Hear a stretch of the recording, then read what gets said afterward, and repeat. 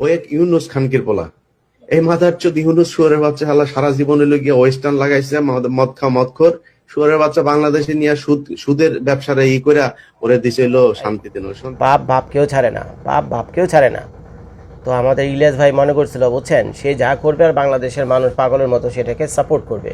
হ্যাঁ, এটা আমি আপনাদেরকে বলবো যে মাঝে মধ্যে উনি কিছু ন্যায় এবং হক হালালি কথা বলেন, সিরিয়াস।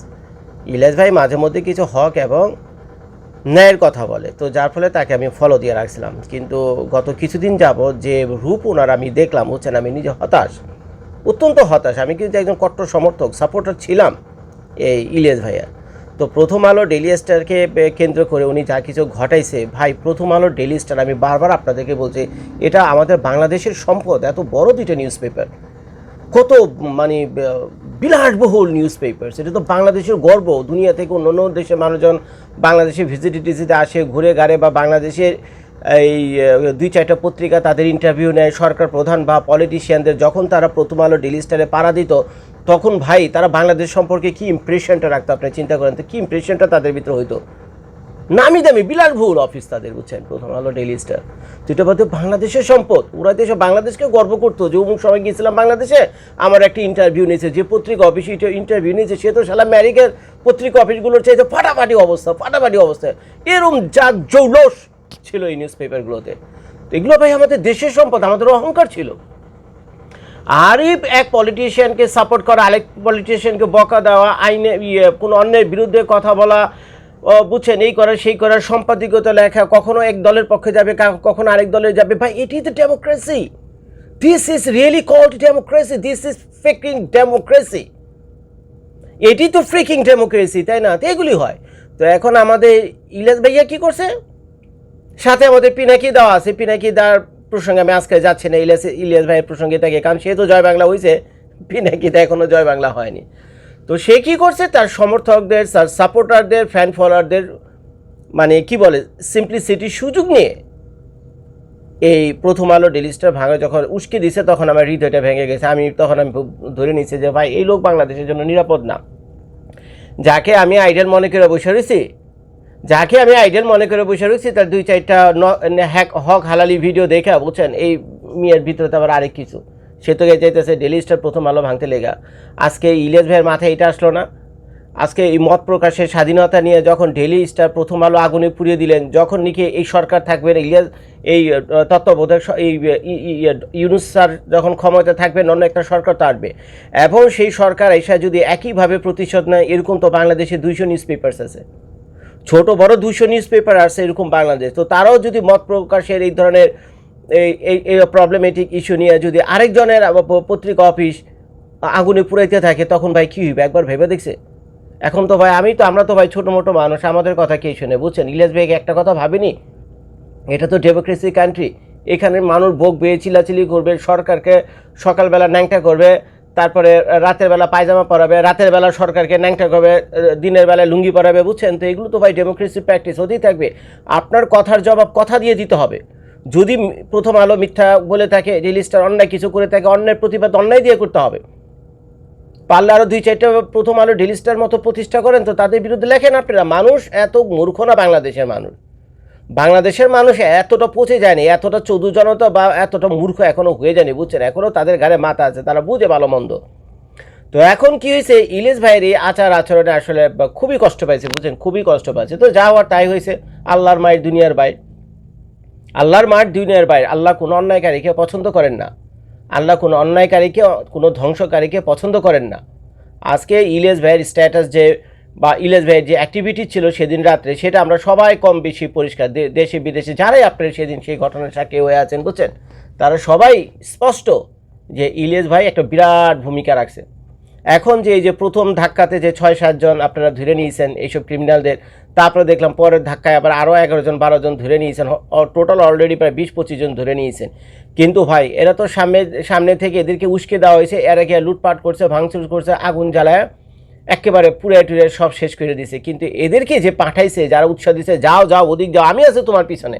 ইলিয়াস ভাইয়ের আমি এই স্ট্যাটাসও দেখছি, তার ফেসবুকে গিয়ে সে লিখছে যা ওই যদি আইজিপি চাই সেটা আমি দেখে নেব, যদি সেনাবাহিনী যায় তো সেনাবাহিনীরা ফেলাই দেবেন। এই ধরনের ডেঞ্জারাস কথাবার্তা কিন্তু শেষের যে পোস্টগুলো ওনার ছিল যেদিন এই ভয়ঙ্কর ঘটনা ঘটতেছে, আগুনে পুড়তেছে, প্রথম আলো, ডেইলি স্টার, উনি কিন্তু এগুলোই লিখছে। তো এখন খেয়াল করে দেখেন, এখন এইসব পোলাপানগুলো, নিরীহ পোলাপানগুলো, বুঝছেন, নিরীহ পোলাপানগুলো তো এখন গেছে, উস্কে দিছে, কারণ বলছে যে পুলিশ তাদেরকে বাধা দিবে না, সেনাবাহিনী এলে সেনাবাহিনীরা দেখে নেবে, বুঝছেন। তো এইসব করে তারা ভাবছে, বাংলাদেশের প্রকাশকের কিছু মানুষ আছে, তারা ভাবছে সত্যি তো সে মনে হয় এগুলোকে আটকে রাখবে, পুলিশ টুলিশ আটকে রাখবে, সেনাবাহিনী টেবিনে আটকে রাখবে, তো আমরা গিয়ে দেদারসে এগুলো করি। কিছু মানুষ গেছে ভাঙচুর করতে গেছে, আর বেশিরভাগ মানুষ গেছে যে লুটপাট করার জন্য। তো আপনারা দেখছেন কীভাবে তারা কম্পিউটার, সিসিটিভি ক্যামেরা, তারপরে বিভিন্ন দামি দামি জিনিস ডেইলি স্টার, প্রথম আলো থেকে নিয়ে রাস্তা দিয়ে যাচ্ছে, সেটা লাইভ আপনার ক্যামেরাতে দেখেছেন। তো এখন এই 20 জন 25 জন এদের তো ধরে হবে না, বুঝছেন, 20 জন 25 জন এদের তো ধরলে হবে না। এদের পিছনে যারা ছিল তারা আমরা চিনি ভাই, জানি, বুঝছেন, সত্যি কথা বলতে চিনি ভাই, জানি ভাই। আমার দেশের উপরে যখন আঘাত আসবে, দেশের সম্পদের উপর যখন আঘাত আসবে, দেশের মানুষের উপরে যখন আঘাত আসবে, আমি কে কার বাপ কে কার মা, বুঝছেন, আমিও চিনি না, ইচ্ছা মতো গাইলাম, বুঝছেন। আজ তো রাখব না ফেসবুক ইউটিউবে যদি আমার দেশের প্রতি আঘাত আসে।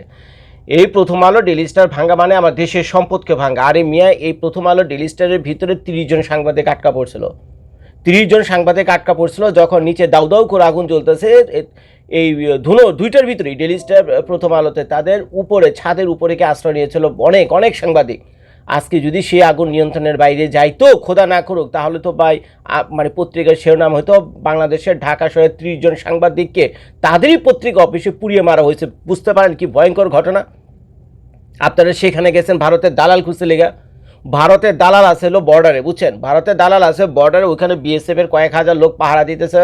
বাংলাদেশের সাথে যে 400 কিলোমিটার বর্ডার এলাকা আছে, বাংলাদেশের সাথে যে 400 কিলোমিটার বর্ডার এলাকা আছে ওই ভারতে, তো ওইখানে যান, ওইখানে ভারতের দালাল ওয়েট করতেছে, বিএসএফ ভাইয়েরা আছে, আপনারা যত মারপিট করা দরকার, আপনাদের যত জোশ আছে শরীরে, বুঝছেন, কিছু করা দরকার, যান বিএসএফ আলাদের সাথে যান, ওদের কাছে গিয়ে মারপিট করেন গা।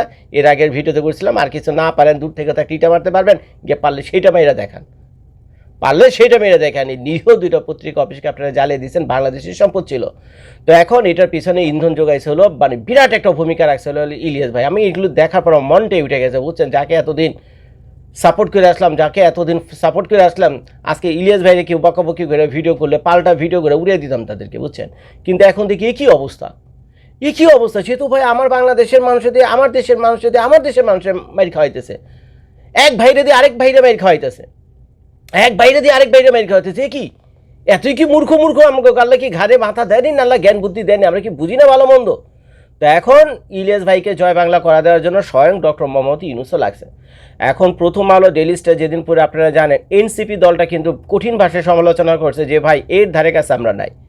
এই যে প্রথম আলো ডেইলি স্টার পড়ানোর সময় যে স্লোগান দিছে, দিল্লি না ঢাকা, তারপরে ওই যে দিল্লি স্টার, এইসব যে স্লোগান এগুলো হয়েছে, বুঝছেন, ওরা বলতেছে, এনসিপি লোকেরা বলতেছে এগুলো তো ভাই আমাদের মুখের স্লোগান ছিল।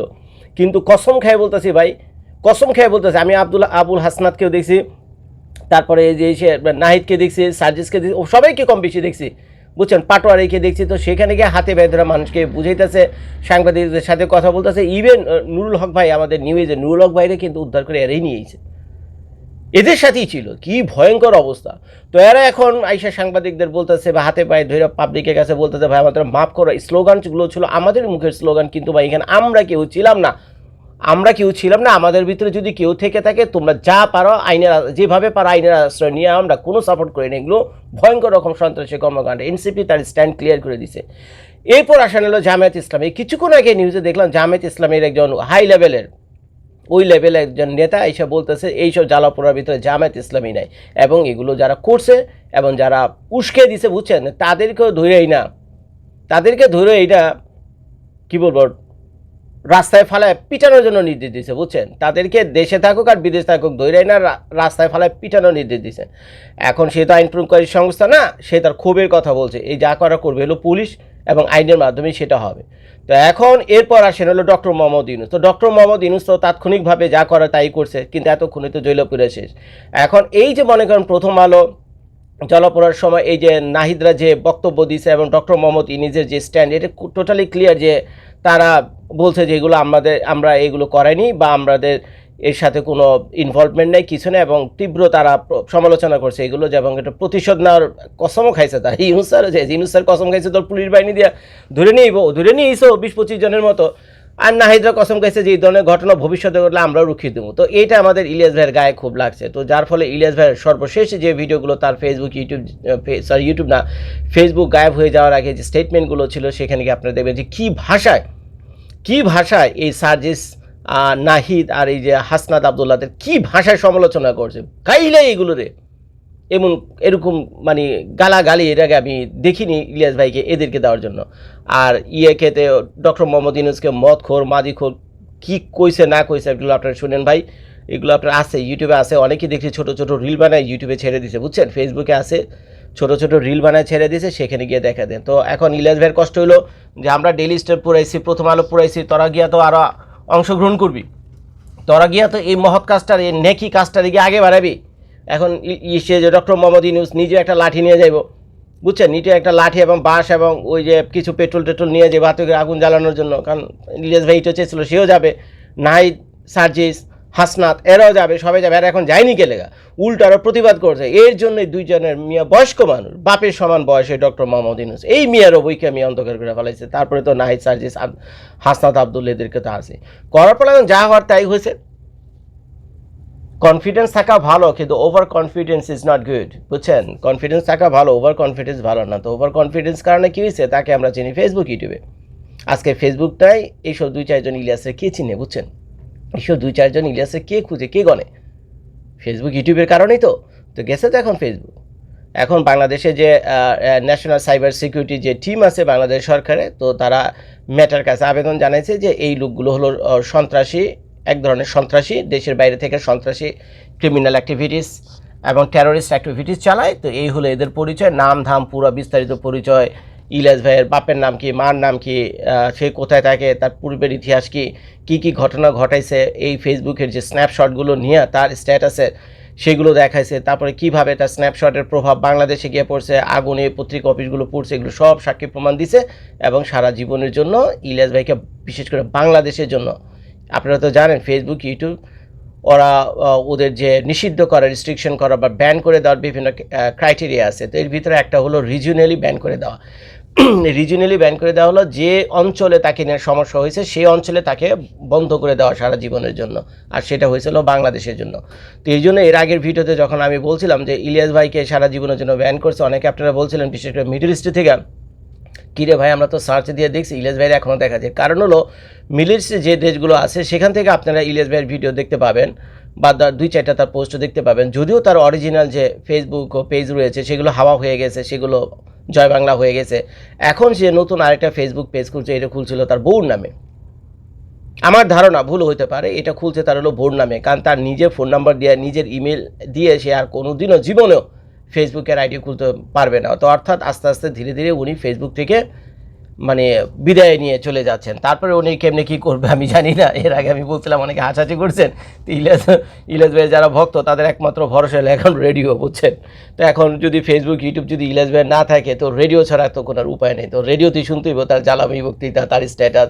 আজকে বলছে ডেইলি স্টার, প্রথম আলো ভাঙ্গো, 2 দিন পর তো ভাই উনি বলবো যে এই যে পদ্মা সেতু গিয়ে ভাঙ্গো, 2 দিন পর তো বলবে পদ্মা সেতু গিয়ে ভাঙ্গো, তৃতীয় দিন গিয়ে বলবে সচিবালয় গিয়ে ভাঙবো, চতুর্থ দিন গিয়ে বলবে যে সংসদ ভবন ভাঙবো। এগুলো তো ভাই বাংলাদেশের সম্পদ, এগুলো তো ভাই বাংলাদেশের সম্পদ। এগুলো কইরা কইরা বাংলাদেশকে একটা অস্থির অবস্থায় নিয়ে যাওয়ার জন্য, বাংলাদেশকে ওই সিরিয়া লিবিয়া বানানোর জন্য এরা যে চিন্তা ভাবনা করে বসে রয়েছে ভাই, এটা আমার আর বোঝার দরকার নেই ভাই। শ্রদ্ধার সাথে আমি বলতেছি, ইলিয়াস ভাই আমার শত্রু না। একই দেশে আমরা থাকি, আমি যেখানে দাঁড়িয়ে ভিডিও করতেছি আমার এখান থেকে 3 ঘন্টা দূরে থাকে, আমার এখান থেকে ফ্লাইট টাইম হলো সেখানে, বুঝছেন। তো ভাই সে আমার শত্রু না, কিন্তু বাংলাদেশ প্রশ্নে যারা কিনে বাংলাদেশকে সিরিয়া লিবিয়া বানানো যায়, এটুকু কমন সেন্স যাদের ভিতরে নাই, যে বাংলাদেশের একদল লোককে আরেক দলের লোকের পিছনে লাগিয়ে দেওয়া, এটা তো ধ্বংসের উদাহরণ, এটা তো ধ্বংসের ইশারা। ধ্বংস তো এখান থেকেই শুরু হয়, যখন এক ভাই আরেক ভাইয়ের পিছনে আপনি লাগাই দিবেন। যাকে মারতেছেন, কারে মারতেছেন, সে আমার বাংলাদেশের ভাই। যে মারতে যেতেছে সে কে, সে আবার আমার বাংলাদেশের ভাই। যে যা পুরাইতে যেতেছেন সে কি, সে আমার বাংলাদেশের সম্পদ। এইসব মানুষদের ব্যাপারে আপনাদেরকে সাবধান হইতে হবে, সতর্ক থাকতে হবে, বুঝছেন। ভালোবাসা থাকা ভালো, আবেগ অনুরাগ থাকবে ভালো, কিন্তু যখন কেউ সীমা লঙ্ঘন করবে, বুঝছেন, প্রতিবাদ করবেন। সীমা যখন লঙ্ঘন করবেন প্রতিবাদ করবেন।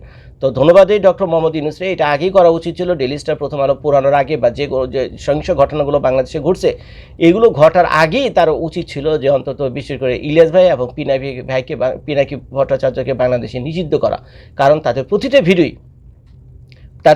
ভিডিওই বাংলাদেশের একদল লোককে আরেক দলের ভিতরে পিছনে উস্কে দেওয়া, এক ভাইকে আরেক ভাইয়ের বিরুদ্ধে উৎসে দেয়। আমি স্পষ্ট আমি আবার ভিডিওতে বলছি, এটা আপনাদের অনেকে ভালো লাগতে পারে না লাগতে পারে। এখন মারামারি কিলাকিলি ভাই আপনারা করবেন, আমার বউ বাচ্চা কাচ্চা বাংলাদেশে থাকে না, খায়ও না, পড়ে না, আপনাদের মঙ্গলের জন্যই বলতেছি, বুঝছেন? এগুলো দিয়েই গৃহযুদ্ধ শুরু হয়, গৃহযুদ্ধ ইউরোপ আমেরিকা এসে আরেক দেশের ভিতরে করে না, ওগুলোকে ইংলিশে গৃহযুদ্ধ বলেন, ওগুলোকে ওয়ার বলে। আর সিভিল ওয়ার বলে তোমরা নিজেরা লাগালাগি করবা সারাদিন, তোমরা নিজেরাই লাগালাগি করবা, এটা কি বলা হয়ে থাকে সিভিল ওয়ার, বুঝছেন? এই হলো অবস্থা। তো যাই হোক ভাই, কষ্ট হইতেছে ইলিয়াস ভাইয়ের জন্য। মনে হয় না উনি আর ফেসবুকে জীবনে আসতে পারবে। টুকটাক আপনারা মিডল ইস্ট থেকে তার হয়তো 2-4টা পোস্ট দেখতে পারেন, যেটা ওনার বোন নামে নতুন একটা আইডি খুলছে শুনলাম। কিন্তু বাংলাদেশ থেকে আপনার অন্তত ফেসবুক তো গিয়া এখন ইউটিউবের কাছে আবেদন করছে। এখন দেখা যাক গুগল কি ডিসিশন না, এখন দেখা যাক। যদি ইউটিউব তার চ্যানেলটা বন্ধ করে দেয় তাইলে তো মোটামুটি শেষ আর কি। এখন যদি পারে সে চাঁদা তুইলে আপনাদের কাছ থেকে, যারা আপনারা ভক্ত আছেন, দেন 10 টাকা 20 টাকা করে দেন, 100 টাকা করে দেন। আপনারা যদি কেউ সবাই 100 টাকা করে চাঁদা দেন, তারপর তো কয়েক কোটি টাকা পাবে আমাদের ইলিয়াস ভাই। এখন ওইটা দিয়ে সে নিজে যদি একটা ফেসবুক খুলে, নিজে একটা ফেসবুকের মতো একটা প্ল্যাটফর্ম খুলে বা ইউটিউবের মতো প্ল্যাটফর্ম খুলে, তো সেখানে গিয়ে দেখবেন অসুবিধা কী। তাই না? আপনারা যারা ভক্ত যান, আমি তো প্রস্তাব দিলাম। ইলিয়াস ভাইরা এখন ইউটিউবে তো মোটামুটি আছে, ইউটিউবে থাকতে ইলিয়াস ভাই সবাই বলা উচিত যে ভাই আমি তো গায়া, আমাকে তো জয় বাংলা করে দিয়েছে ডক্টর ইউনূস, তো আমি তো গায়া, বাপের বয়সে আমি ব্যাটারে যে বকা বকছি, হয়তো রাগের মাথায় বকছি সেটাও বুঝতে পারতেছি আমি, কিন্তু সে তো এখন গায়া। এখন সে যদি এখন থাকতে চায়, বুঝছেন, তো আপনাদের চাঁদা নিয়ে একটা ইউটিউব চ্যানেল করে, মানে ইউটিউবের মতো আর কি, ইউটিউব তো আর হবে না, ইউটিউব থেকে সম্ভবত খুব শীঘ্রই বিদায় হবে। আর যারা কিনা ইলিয়াস ভাইকে ভালোবাসেন একটু বেশি করে তার ভিডিওগুলো দেখেন, বুঝছেন? ফেসবুক তো গায়া, ওটা আলোচনা শেষ। ইউটিউবের ভিডিওগুলো একটু বেশি দেখেন, বুঝছেন? যতদিন আছে, কোন দিন সেখান থেকে চলে যায় সে তো আর বলা টলা যায় না। তো এই হলো ভাই অবস্থা। তো যাই হোক, প্রত্যেকটা জিনিসের একটা সীমা আছে, সীমা লঙ্ঘনকারীকে আল্লাহ পছন্দ করে না। উনি সত্যি ভীষণ অন্যায় করছে, বুঝছেন?